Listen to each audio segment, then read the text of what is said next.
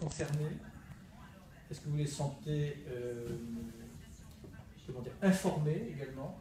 Ou est-ce que vous avez le sentiment que, à part quelques noyaux de convertis ou de... Voilà. Quel est votre sentiment? Parce que moi, je vais vous livrer mon sentiment. J'entends dire en permanence, c'est bien, les jeunes sont sensibilisés, etc. J'ai l'impression qu'ils ont d'autres préoccupations. Je pense que ça dépend des pays aussi. En France, le développement durable, c'est en cours enfin, on apprend ça actuellement au lycée, donc c'est tout nouveau. Et je ne pense pas que tout le monde est sensibilisé. Après, la COP21, c'est encore pire, encore moins. Moi, le sentiment que j'ai, mais ça vaut pour les jeunes, mais parfois ça vaut aussi pour les adultes, c'est que maintenant, bon, tout le monde a entendu parler d'écologie, d'environnement, de développement durable, etc. Mais je n'ai pas le sentiment qu'on ait vraiment pris la mesure, l'importance de ce qu'il y a derrière. C'est-à-dire qu'on considère que c'est un sujet. Je vois même dans le vocabulaire, on continue à parler de protection de la nature, protection de l'environnement. Bon, enfin, tout ça est très sympathique, mais enfin, le sujet derrière, c'est la protection de l'humanité. Et je pense que beaucoup de gens n'ont pas réalisé qu'on est à un moment particulier où l'humanité peut se mettre vraiment dans une situation critique. Est-ce que vous avez le sentiment que... Est-ce que vous-même, d'abord, vous avez perçu l'importance de l'enjeu? Ou est-ce que vous êtes encore à une perception plus réductrice de ce sujet? Je pense qu'on l'a perçu, sinon on ne serait pas là. Ouais. Mais après, c'est sûr que oui, moi, dans les lycées où on va, on sent bien que les jeunes... bon, c'est bien l'écologie, mais bon, après, il ne faut pas non plus en parler trop longtemps parce qu'ensuite, ça devient tout ennuyant. Et puis, ça fait partie d'un discours, ah oui, on sait qu'il faut faire du recyclage, on sait, on a envie de passer à autre chose. Donc, en effet, je pense que les gens n'ont vraiment pas pris en compte l'ampleur du réchauffement climatique. En fait, c'est des mots, mais il n'y a rien derrière. Ouais.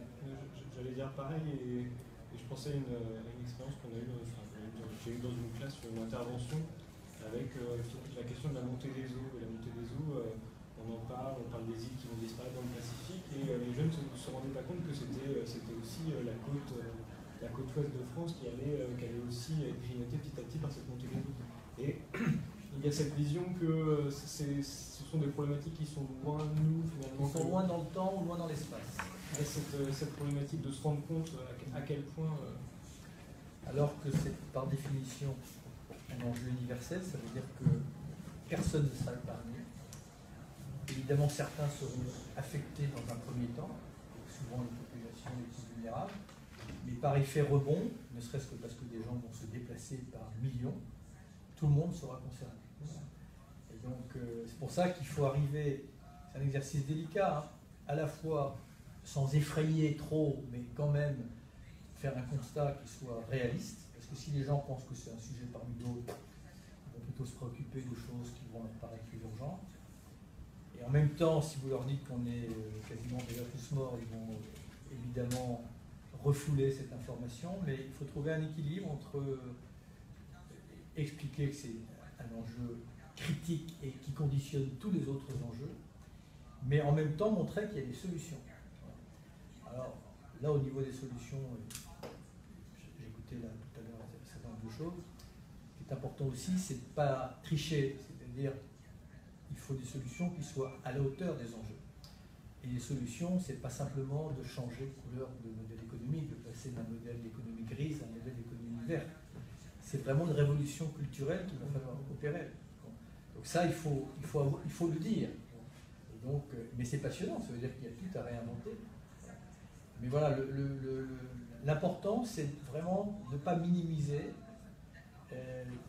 de dire que ça peut être un sujet inquiétant si on laisse les phénomènes nous échapper. En même temps, c'est un sujet passionnant si on décide ensemble de construire un nouveau monde, c'est-à-dire d'entrer dans ce que j'appelle moi, la deuxième chapitre de l'aventure humaine. Le deuxième chapitre de l'aventure humaine, c'est-à-dire qu'il y a un premier chapitre.